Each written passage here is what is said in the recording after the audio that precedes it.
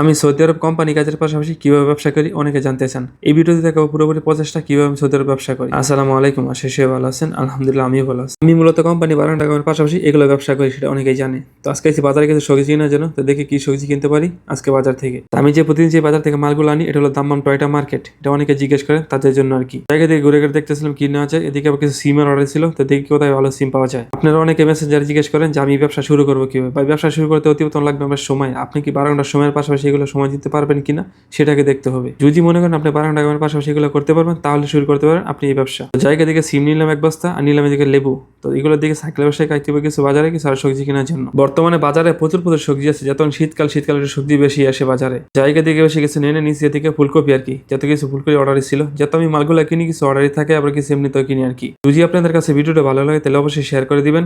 আপনাদের একটা শেয়ার আমার ভিডিও আগ্রহ লাগে। ভালো থাকবেন, ধন্যবাদ।